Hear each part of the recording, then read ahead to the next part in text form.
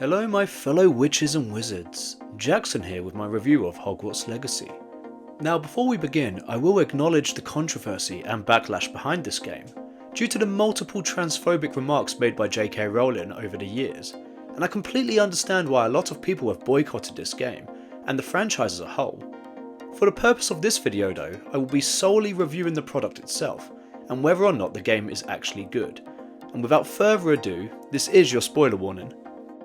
The story begins with you transferring to Hogwarts as a 5th year witch or wizard, for completely unexplained reasons, in 1890 where you are being accompanied by your soon to be mentor Professor Fig.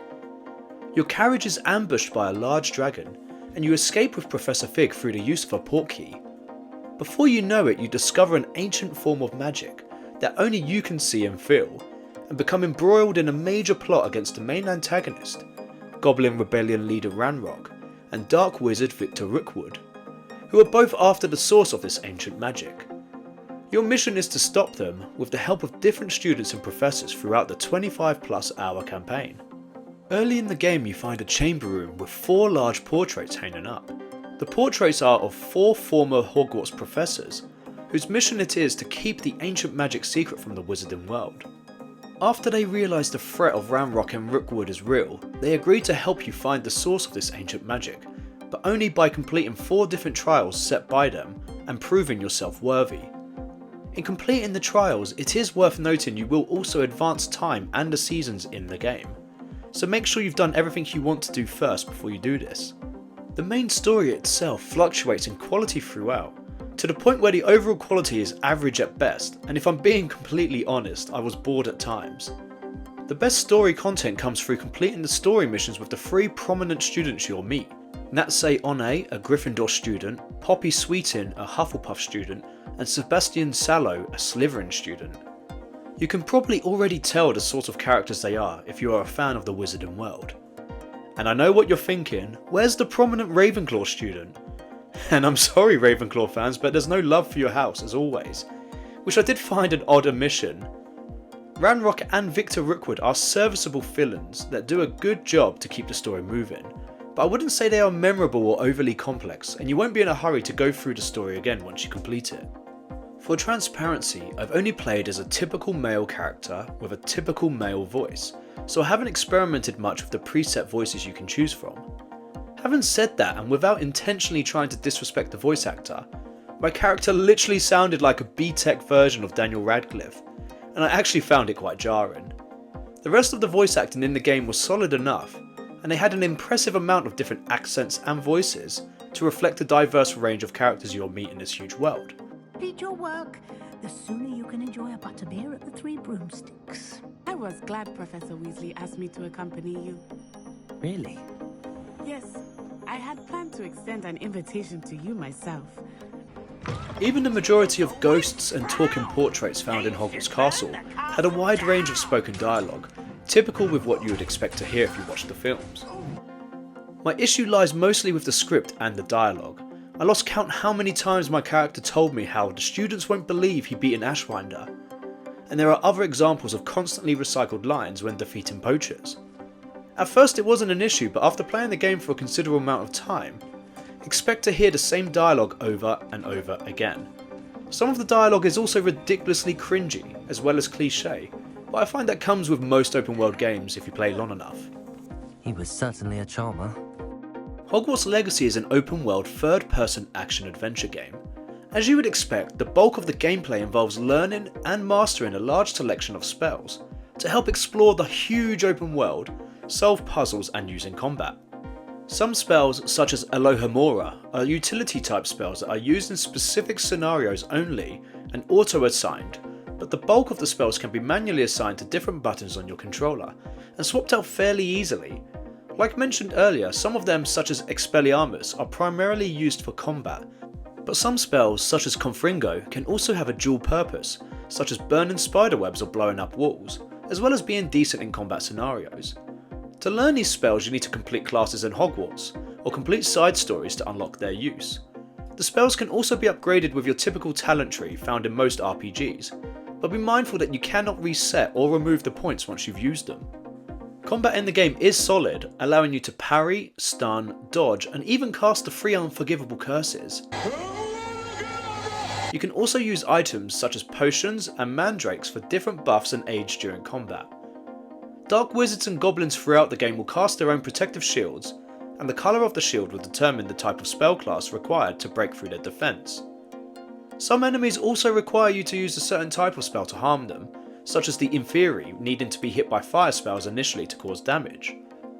There are combat challenges to encourage you to switch up your spells and to be creative, but unfortunately the limited enemy variety starts to spoil the combat by mid to late game, as it does get stale killing the same Ashwinders and spiders over and over again.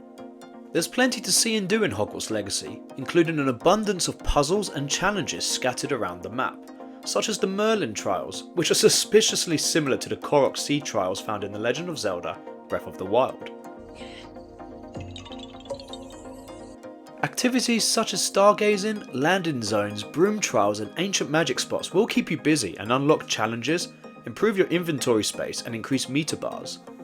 If you love treasure and gear, there are plenty of chests and treasure to find throughout the world. For some players this could be overwhelming, but the variety is appreciated as it is actively encouraging exploration of this gorgeous world. Gear found is ranked from uncommon to legendary, providing different stats to boost your defense and offense, as well as providing traits such as buffs to certain spells. Gear is customizable and you can technically wear gear such as hats for the stats, without the character model physically wearing this, something the game doesn't make abundantly clear and took me an embarrassingly long time to figure out. Players can also unlock the ability to rescue and find a variety of beasts in the world, such as Niffler, hippogriffs and mooncalves. Not only can you rescue them, you can become your own version of Newt Scamander and care for them in Vivariums found in the Room of Requirement. There are a total of 4 different types of Vivarium to unlock and house your beasts, such as a swamp area, and it allows an impressive amount of customization to the environment. If that isn't enough for the Fantastic Beast fans out there, you can even breed them and create adorable offspring. My only gripe here is the number of beasts you can house, and each vivarium is bizarrely quite low.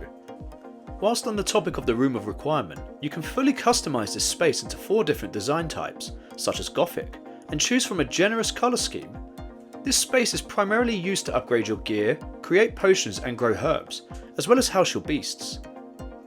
Hogwarts Legacy's crown jewel is the fully realised and absolutely beautiful Hogwarts Castle, Hogsmeade Village and surrounding world, and almost all of it is explorable. I literally spent hours just exploring Hogwarts Castle and Hogsmeade Village, which gave me more joy than playing the actual story. I'm afraid there's no way though to access the Chamber of Secrets at present, but don't worry Basilisk fans, there is a cool reference in a side quest with Sebastian Sallow. To help you navigate the map in Hogwarts Castle, there are flue powder points located throughout that you unlock for fast travel, and eventually you gain access to brooms and mounts. However, this takes a frustratingly long time to unlock. Hogwarts Legacy allows you to choose between performance mode and fidelity mode. For context, I mostly played in fidelity mode, and for a game as large as Hogwarts Legacy, it runs surprisingly well. There were performance dips where the frame rate dropped, particularly when fighting high volumes of enemies, but it mostly held steady, even in fidelity mode. Like most large open world games, Hogwarts Legacy has its fair share of glitches and bugs, and to the credit of the developer, the game wasn't a broken mess on launch, which is sadly the case for a lot of games nowadays. They have also been busy refining the experience with patches post-launch. I never came across any game-breaking glitches or bugs, but there were a few occasions where I had to reset my save game. One particular example involved me clipping through a boulder in a hamlet, and constantly falling through the map. On another occasion it wouldn't let me interact with a quest item, despite the game telling me to, and resulted in me resetting the game again. Thankfully these were few and far between, and the game definitely runs better than your typical open world game. Hogwarts Legacy is arguably the best Wizarding World or Harry Potter game to date, boasting a fully realised and explorable Hogwarts Castle, Hogsmeade Village and a large world map to completely immerse yourself in. Hogwarts Legacy is the closest any game has come to letting you fulfil your dream of going to Hogwarts School of Witchcraft and Wizardry, and made me fall in love with the world all over again. Walking through the slithering common room, channeling my inner Malfoy was a moment I won't forget anytime soon, and Lord Voldemort would be proud of my deadly proficiency using the unforgivable curses. The story itself is largely forgettable, but learning and casting spells, rescuing fantastic beasts, Flying a broomstick, shopping in Hogsmeade, exploring Hogwarts and solving puzzles is anything but. Hogwarts Legacy is value for money, and a must play for any Potterhead and budding witch or wizard. Final score, a respectable 8.5 out of 10. Let me know in the comments below if you agree with my score, and feel free to share your experiences playing the game. If you're new here, then please consider subscribing to my channel for regular TV, film and gaming content, including live streams. We're currently on the road to 100 subs, so thank you to anyone that has already subscribed.